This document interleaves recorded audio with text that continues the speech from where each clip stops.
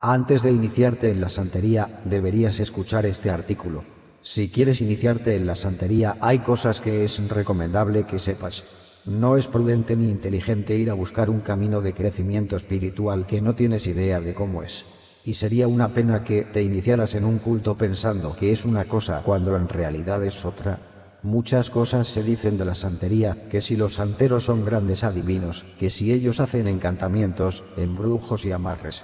Todas esas ideas que tiene el común de la gente y que es probable que tú también tengas es una visión simplista e incompleta de lo que es la santería.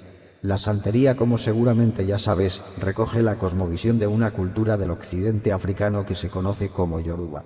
Los Yoruba fueron en su tiempo un enorme y rico imperio que dominó las artes del trabajo de los metales y el tallado de madera. Su legado es tan bello y tan imponente que durante algún tiempo los arqueólogos llegaron a pensar que ellos tenían alguna relación con los griegos, que también tienen fama de ser extraordinarios escultores. Su ciudad más importante, la ciudad de Ile-Ife, según pruebas de carbono 14, fue fundada hacia el año 900 de nuestra era, y cuenta la leyenda que justo allí fue donde empezó la creación. Los Yoruba nunca tuvieron una forma de registro escrito, por lo que mucho de lo que sabemos hoy sobre ellos en realidad viene de lo que testificaron misioneros y exploradores que describieron a los Yoruba como una cultura con una política y organización social compleja y con un sistema de creencias que nada tenía que pedirle en complejidad y belleza a cualquier otra que se hubiera gestado en Europa. Sería largo y tedioso explicar el sistema de gobierno que tenían los antiguos Yoruba y cómo fue que el imperio terminó siendo destruido, pero quiero señalar que conflictos internos y rivalidades con otros pueblos fueron factores que los europeos supieron aprovechar en tiempos de la colonia. Dicen los que saben de historia que el primer barco negrero llegó a Cuba en 1517 y que el último tocó puerto en 1873.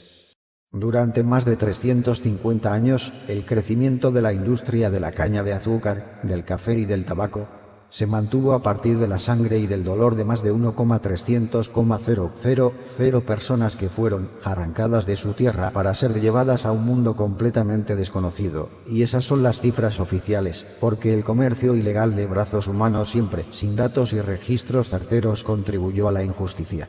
Muchas sociedades africanas, entre las que destacan los congos, carabalíes, ewe-fon, mandingas, fulas y yorubas, vieron en pocos años derribados sus vastos imperios y destruidas sus estructuras tribales y familiares. Sin embargo, esa no fue la única injusticia. El Caribe no estaba deshabitado. Al llegar los españoles a la isla de Cuba en 1492, habitaban ese lugar los Ibonei y los Araucos. Su destino fue el exterminio. A esos hombres, mujeres y niños que atravesaron el mar rumbo a lo desconocido, no les fue permitido llevarse nada.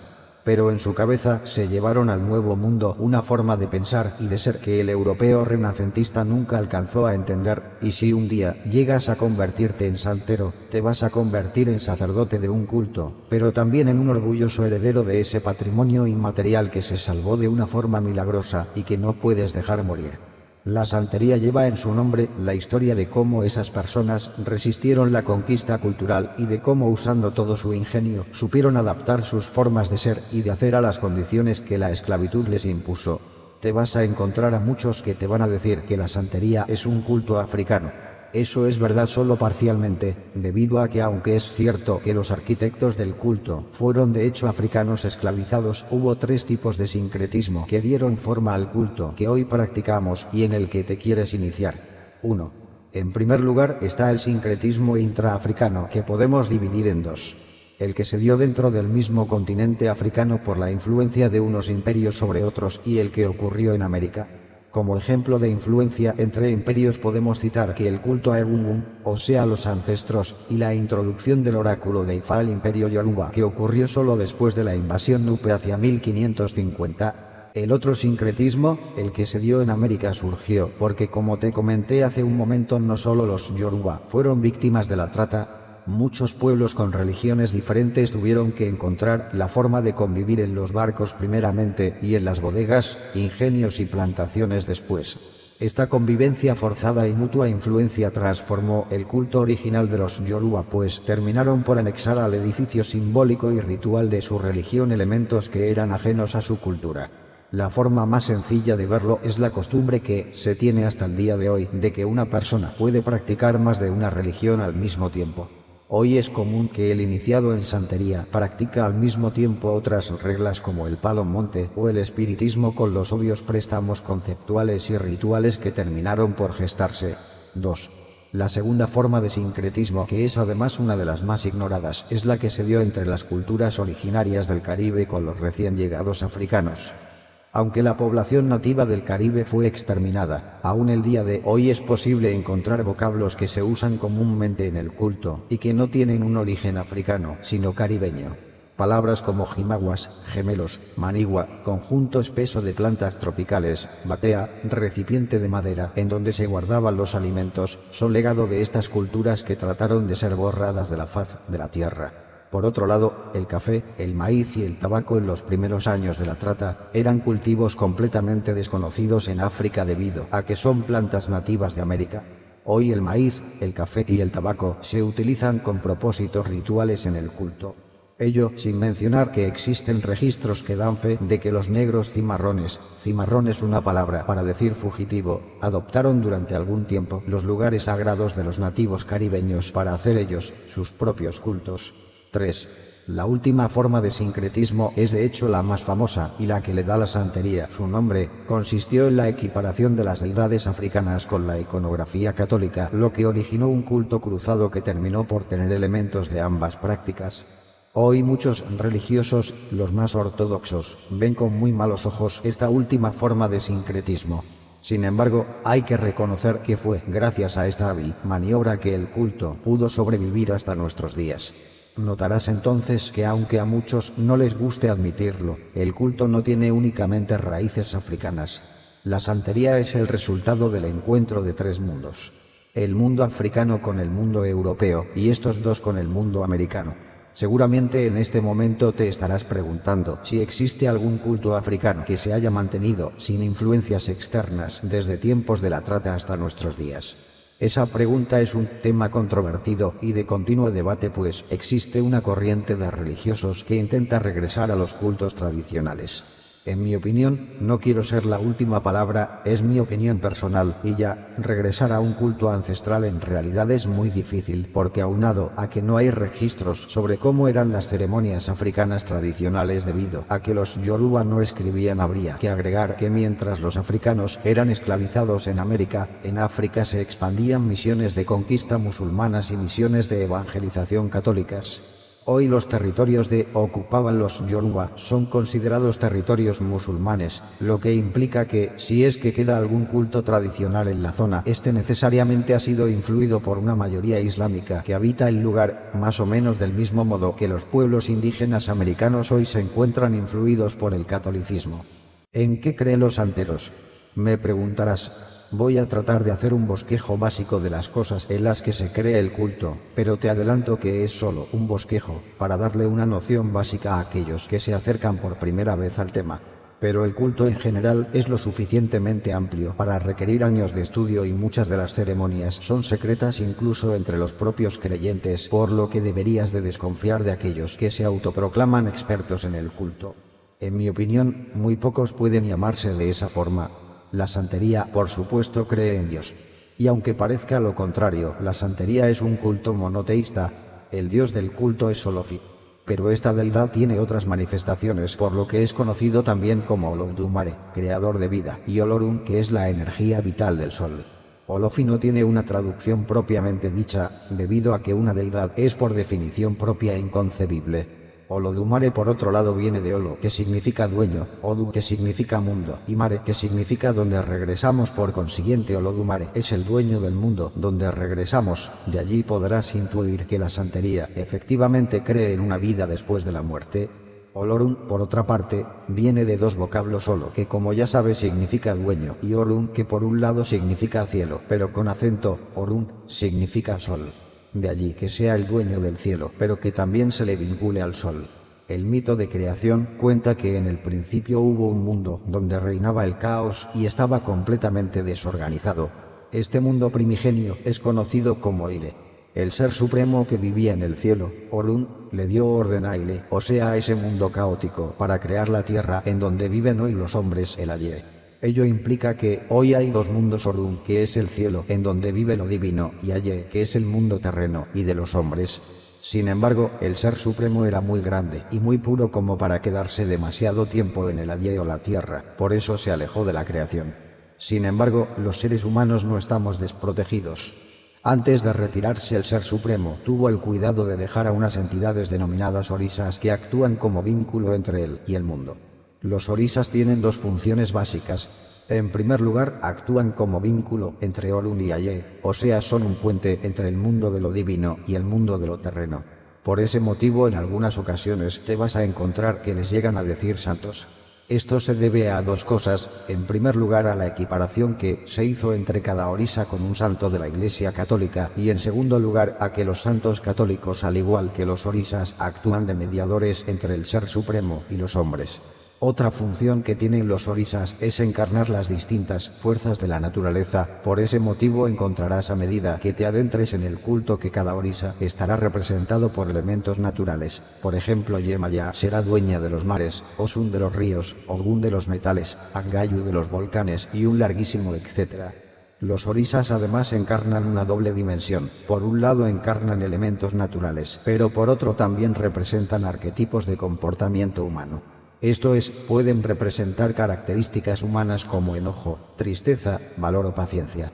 El culto no tiene un libro sagrado, texto de revelaciones como lo tienen los católicos o los musulmanes. Los Yoruba, por no escribir, depositaron su cultura en historias protagonizadas por los orisas, y estas historias se transmiten de generación en generación a partir de tradición oral. Las historias reciben el nombre individual de Pataki. El ser humano, que al final vive a merced de estos elementos naturales y está formado por los mismos, puede estar vinculado a uno u otro orisa. Así, por ejemplo, te vas a encontrar a quien diga que es hijo de uno u otro orisa. Por ponerte un ejemplo, yo soy hijo de un orisa que se llama Ogun, que en términos concretos es dueño de los metales y en consecuencia está vinculado con las armas de filo y las herramientas. Es un elemento civilizador. Se supone que los hijos de cada orisa, por estar constituidos de energías diferentes, tienen personalidades y patrones de comportamiento diferentes. Sin embargo, la personalidad de un individuo no es determinante para saber de qué orisa es hijo. Esto se sabe solo después de una adivinación que hace un tipo de sacerdote muy concreto dentro de la práctica que se llama babalago.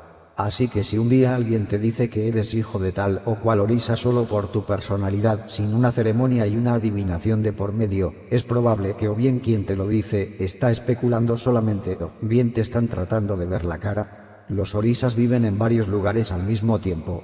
En primer lugar, viven en el mundo de lo divino, o sea, en Orun, pero viven también en el Aye, o sea, la tierra, en forma de los elementos naturales que les corresponden.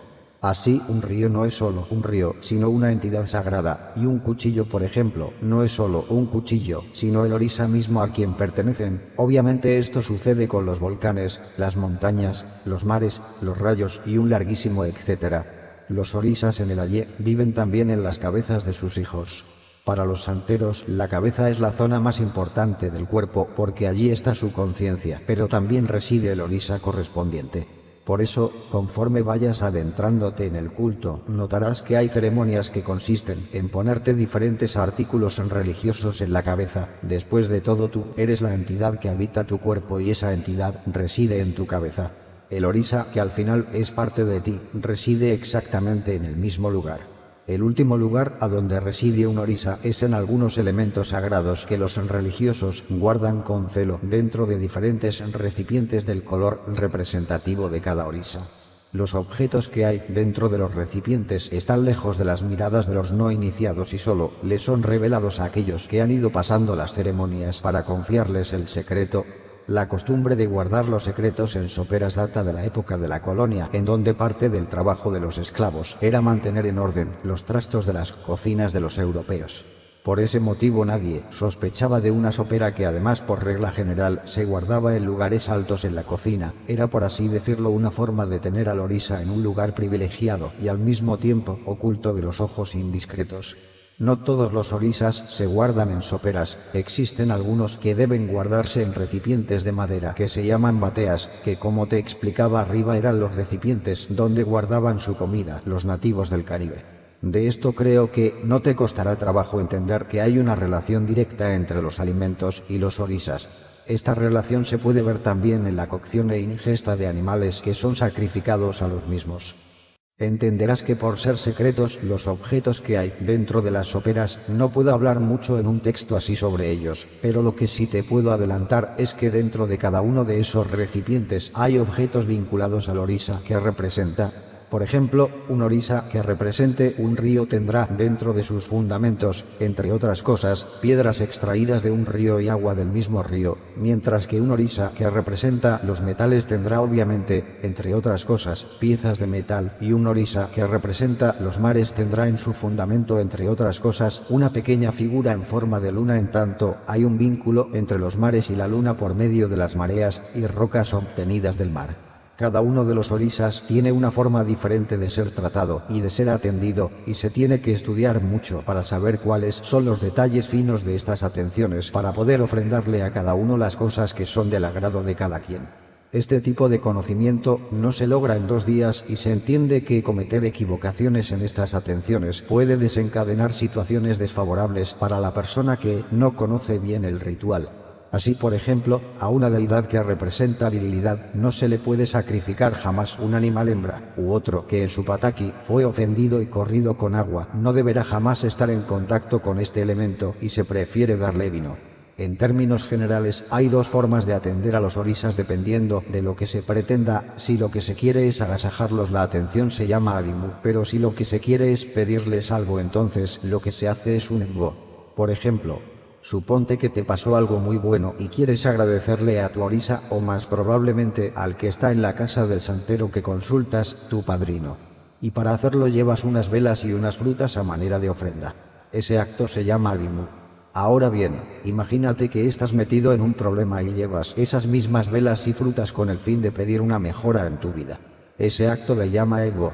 Existen 2 formas de comunicarse con los orisas, la adivinación y la posesión. La adivinación solo se hace con artículos muy concretos que son trozos de coco o, en su defecto, unas almendras que se llaman olvi o caracoles. Es importante que sepas desde ya que ningún santero consulta a los orisas usando bolas de cristal o cartas de tarot. Aunque respetamos esos oráculos, hay que entender que pertenecen a otras tradiciones que no son la nuestra. Existen otras formas de adivinar que son algo más avanzadas, que es una cadenita con trozos de madera que se llama opele o ecuele y un juego de semillas que se llama niquines. Pero estos 2 últimos métodos no los interpretará hacer cualquiera, solo un tipo especial de sacerdote que se llama babalago puede usarlos, y solo después de mucho estudio, pues son unos oráculos especialmente difíciles de interpretar. La posesión ocurre en general en el contexto de ceremonias muy concretas y cuando los orisas son llamados con instrumentos sagrados. Son una forma de vincularse con el orisa tutelar de cada quien. Sin embargo, no todos pueden presentar la posesión y te vas a encontrar a muchos que las fingen. Sin embargo, cuando llega a darse un genuino evento de que un orisa baje a la cabeza de alguien para tomar el control, lo hace para dar un mensaje que puede ir desde dar un consejo a los presentes, dar una reprimenda a alguien o sencillamente pedir una atención. En el culto, los muertos también son venerados. Ellos reciben el nombre concreto de Gungun y son los propios ancestros. Pueden ser familiares de sangre o no, pero ellos son tan reverenciados como los propios orisas y siempre se les refresca ofreciéndoles un poco de comida, bebida o alguna otra ofrenda que los pueda agasajar. Se entiende que la bendición de los ancestros puede mejorar la vida del practicante o su desaprobación puede acarrear su desgracia. Quiero aclarar aquí que te vas a encontrar a mucha gente que tiene la idea equivocada de que este culto a los ancestros es de hecho una especie de invitación a iniciarte en otras religiones que no son santería, como lo es el palomonte o el espiritismo. Las atenciones a los muertos, que son nuestros ancestros, son parte del culto y no se requiere de ningún otro dogma o ritual religioso ajeno al propio culto para llevarlas a cabo. Hay por allí quien incluso dice que el muerto da lugar al santo, como si fuera un argumento con el cual tienes que ingresar en esas otras religiones. Te adelanto que esa frase tiene que ver con la creencia de que algunos orisas como Oduduwa, Sango y Obatala fueron de hecho personajes históricos vivos y después de su muerte física terminaron siendo venerados como entes divinos. Como te darás cuenta, eso nada tiene que ver con espiritismo o con otras religiones como Palo Monte. Otro concepto con el que te vas a encontrar y que es básico en el culto es el Ase. Ase es una bendición que viene de Olofi y es una especie de energía que anima y da movimiento a toda la creación. La vida y la muerte son entonces la presencia o la carencia de esta misma fuerza en los puntos vitales del cuerpo, y no solo eso, sino que esa misma fuerza, como dijimos anteriormente, puede hallarse diseminada en todas partes, aunque en distintas cantidades.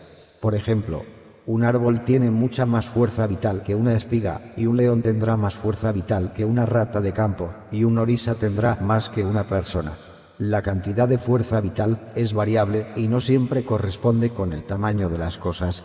Por tanto, puede darse el caso de que la cabeza de un individuo tenga de hecho más de esta fuerza vital que una piedra inmensa. El Ase tiene otra propiedad que impacta en la forma de practicar la religión. Tiene que ver con que es una fuerza ordenadora de todo lo que hay en el mundo, pero que puede ser perturbada en determinadas circunstancias. Conforme vayas aprendiendo sobre el culto irás notando que las prácticas afrohispanas como la santería o incluso el Palo Monte parecen ser prácticas que no tienen una noción de bien y de mal en términos morales. La noción de bien y de mal en la santería y en otros cultos afrohispanos tienen que ver con dos cosas: lo que beneficia o perjudica a la comunidad y el apego al culto religioso. Ello quiere decir que un acto que perjudique a la comunidad como un asesinato o un acto sacrílego pueden perturbar el equilibrio de ese Ase. Y este equilibrio solo puede ser restituido si se hacen las ceremonias adecuadas y con la intervención de un sacerdote experto en esta energía vital. Como mencioné anteriormente, esta fuerza vital o Ase se encuentra en muchas partes, pero en donde se tiene por entendido que se encuentra en grandes cantidades es en la sangre. En un sacrificio, por ejemplo, mientras la sangre emana del animal sacrificado, la fuerza vital que anima al cuerpo se evapora y se deposita en los artículos que se rocían con ella. De esta manera se alimenta a las divinidades, pero también se mantiene en movimiento este flujo vital en la creación. Por ese mismo motivo, el asunto de la menstruación es siempre un tema delicado en estos cultos, ya que, si se entiende que en la sangre radica una fuerza vital, y se entiende que el derramamiento de la misma es un modo de manipular esta fuerza vital para obtener resultados concretos, la presencia de la menstruación hace más difícil tener control de esta fuerza en el rito, y es por ello que se recomienda que las mujeres menstruantes se abstengan de hacer actividades de corte sacro. Por otro lado, también se entiende que las mujeres de forma natural pueden almacenar la fuerza vital de su propia sangre, pues cuando dejan de menstruar es cuando de hecho dan vida a otro ser humano. Esta fuerza vital también habita objetos con los que la persona tiene contacto, por eso hay artículos sagrados que solo puede tocar la persona para los que fueron hechos. Por eso tienes que estar consciente de que si decides adentrarte en el culto, vas a recibir objetos que te van a recomendar que nadie más toque, como por ejemplo tus collares. Una persona nueva puede encontrar confuso el camino para ir creciendo dentro del culto. Te adelanto que esto se debe a que el camino no siempre es igual para todos y que el camino que tomes va a venir determinado por una consulta o adivinación. En términos generales, las ceremonias que hay en santería las podemos dividir en dos: las preiniciáticas, la ceremonia de iniciación, y las ceremonias postiniciáticas. Las ceremonias preiniciáticas son ceremonias en las que se pide protección los orisas, pero que no te dan una jerarquía dentro de la comunidad religiosa, esto es, te hacen protegido de la casa religiosa a la que asistes, pero no tienes ningún poder religioso. El orden en el que se reciben estas ceremonias puede variar, o en casos especiales, como en peligro de muerte, las personas pueden pasar directamente a la iniciación, sin pasar propiamente por estas ceremonias preiniciáticas que tienen por función ir adentrando al neófito de a poco en el culto, para que vaya aprendiendo el dogma y ritual de la práctica. Las ceremonias preiniciáticas son: 1. Recibir el Achanwa de Ogun. Es una pulsera de metal que los creyentes usan en el tobillo izquierdo, y que sirve para tener la protección y bendición de este orisa que es el dueño de los metales. 2. Recibir collares. Estos collares son por regla general 5, pero pueden recibirse más dependiendo del caso concreto de la persona que los recibe y de lo que arrojen las adivinaciones. Los collares deben estar preparados en las soperas donde se encuentran los secretos de cada deidad y son bañados en un líquido sacramental llamado miero. Tienen la función de que el neófito lleva consigo la poderosa presencia de los orisas para que lo guarden y lo protejan. Anteriormente los antiguos yorubas usaban cuentas de madera teñidas, pero hoy lo más común es que se usen cuentas de plástico. 3. Recibir guerreros. La persona recibe a sus primeros orisas que representan la fortaleza y el sustento del individuo. Se les conoce como guerreros porque se tiene por entendido que son deidades muy poderosas y bravas. Primero se recibe al Edwa, que en términos simples representa el destino de la persona que los recibe. La idea es que permita que todo lo bueno que tiene Olofi pensado para él pueda llegar a su destino sin problema. Le sigue Ogun, que es la deidad de los metales y que protege a quien lo recibe de accidentes violentos e incluso problemas de justicia como la cárcel. Le sigue Ochoshi, que es la deidad de los cazadores, representa el sustento diario. Y por último Ozun, que representa la vida del iniciado y que previene de peligro de muerte a la persona que los recibe. Estos orisas se ponen junto a la puerta para prevenir que lleguen a la casa cosas negativas con excepción de Ozun. La costumbre dicta que se pone en un lugar alto y se entiende que, si este fundamento cae por sí solo, está avisando de algo. 4. Recibir il Defa. Para esta ceremonia el santero debe llevar a la persona que lo va a recibir con el babalawo, quien le va a dar una pulsera con cuentas verdes y amarillas o cafés y verdes. Esta última es menos común, que recibe el mismo nombre que el rito. La leyenda dice que la muerte perdió el bastón con el que recogía las almas de los vivos y el orisa Orunmila le dijo que si quería recuperarlo él le ayudaría, ya que tenía uno igual. El trato fue que la muerte tendría que respetar a quien tuviera la pulsera de este orisa puesta y solo Orunmila, con el permiso de Olofi, pueden decidir a quién puede llevarse la muerte. Por este motivo, esta pulsera la llevan puesta los creyentes en todo momento, y cuando la recibas te van a recomendar que nunca te la quites debido a que quitártela implicaría quitarte la protección que te da el orisa que rige a la ceremonia y a la pulsera. Sobre la iniciación propiamente dicha, esto es, la ceremonia de asiento, no puedo decirte mucho ni darte demasiados detalles debido a que se entiende que lo que sucede en ella es un secreto. Sin embargo, te adelantaré que la ceremonia en concreto tiene dos sentidos. En primer lugar, es un renacimiento ritual. Dicho de otro modo, el ritual implica que vuelvas a vivir tu infancia, y por ello, durante los días que dure la ceremonia alguien va a asistirte para vestirte, para alimentarte y para el baño. Este renacimiento se ve como una nueva oportunidad de hacer las cosas como debieron de haberse hecho desde el principio, y te da además un parentesco ritual con las personas que organizan y participan en la ceremonia, que desde ese momento se convierten en tus consejeros y amigos para toda la vida. El otro sentido que tiene la iniciación es sacralizarte y convertirte en un receptáculo viviente del orisa en cuyos misterios te estás iniciando. La iniciación propiamente dicha no termina con el fin del ritual. Si pasas por esta ceremonia, vas a pasar un periodo que varía de casa en casa, siendo lo más común un año, que se llama Yaguoraje, en el que vas a tener que seguir de forma muy estricta consejos y prohibiciones que te van a recomendar para mejorar tu crecimiento espiritual y que fluyan las cosas buenas que tiene pensadas Olofi para tu vida. El rito es complejo y van a pasar muchas cosas. Te van a sumergir en un río en representación de la muerte y del renacimiento, van a sacralizar tu cuerpo con omiero, van a romper tu ropa vieja en alegoría de esa muerte y renacimiento que te comentaba, y vas a tener que estar en presencia de los fundamentos sagrados de los orisas mientras duermes. Vas a asistir a un almuerzo ritual y a una fiesta ritual con tamboreros incluidos, en donde vas a encarnar al orisa en el que te estás iniciando, además de que van a hacerte una adivinación muy larga y muy completa donde el orisa Orunmila te va a revelar cuál es tu destino y te va a aconsejar las mejores estrategias para conquistarlo más fácilmente. Al terminar la ceremonia de iniciación, que dura varios días, y las ceremonias posteriores, que son ofrendas que se hacen a los 3 meses y al año de este evento, y transcurrido el tiempo de penitencia que te comentaba hace un rato, que se llama Yaguoraje, entonces podrás llamarte santero. Este año no es para que estés ocioso, la idea es que vayas aprendiendo de las personas que te iniciaron la historia oral, las hierbas del monte y sus propiedades, el ritual y también algunos oráculos que están vinculados a tu jerarquía dentro del culto. El camino religioso, por supuesto, no termina aquí. Hay santeros que se convierten en unos auténticos sabios y se vuelven expertos en otras deidades además de la suya, aprenden sus rezos, las ofrendas y los detalles finos de sus atenciones y se convierte en oriate, que significa cabeza sabia. Para ser oriate no es necesario pasar por otra ceremonia fuera de la iniciación, pero sí es importante estar consagrado en los misterios de diversos orisas. El oriate solo puede serlo después de muchos años de duro estudio. Esta no es la única especialización que puede tener el santero. Cuando se especializa en el uso de las plantas, puede recibir el título de osainista, que se entiende es un experto en las propiedades mágicas y curativas de las plantas, y también aquellos que se convierten en expertos en el oráculo del caracol pueden, si estudian mucho, convertirse en hitaleros, que se entiende son capaces de hacer adivinaciones muy completas y muy exactas sobre la vida de los individuos que consultan.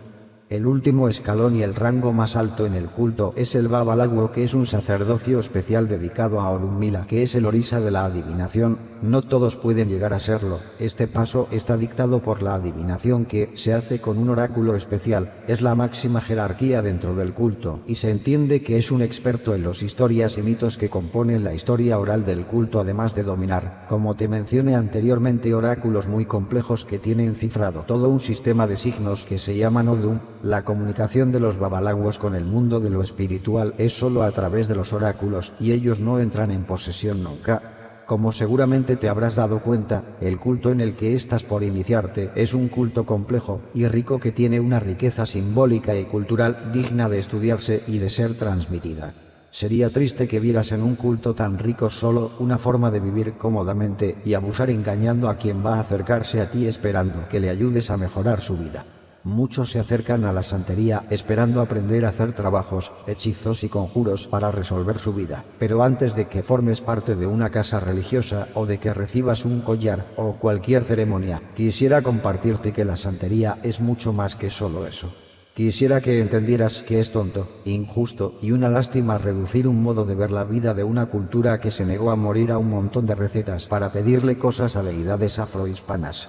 Quisiera que supieras que la santería, como cualquier otro culto, merece tu respeto, y quisiera que meditaras en el valiosísimo legado cultural que hay escondido en las ceremonias por las que vas a pasar a lo largo de este camino espiritual que estás a punto de comenzar. Personalmente creo que quien recibe soperas y collares no solo recibe las representaciones terrenales de deidades afrohispanas, sino que recibe un legado cultural que igual de valioso que los mismos objetos sagrados que maneja el culto. Autor Héctor Sánchez. Agréganos a tus contactos en WhatsApp como Okanosa Yoruba. Así podrás recibir nuestras actualizaciones y catálogo de artículos, también descargas totalmente gratuitas. Si deseas realizar algún aporte o donación a nuestra comunidad, puedes hacerlo a través de PayPal. Tu aporte será invertido en el mantenimiento de nuestro sitio web. Visita la página web www.santeriadecorazon.blogspot.com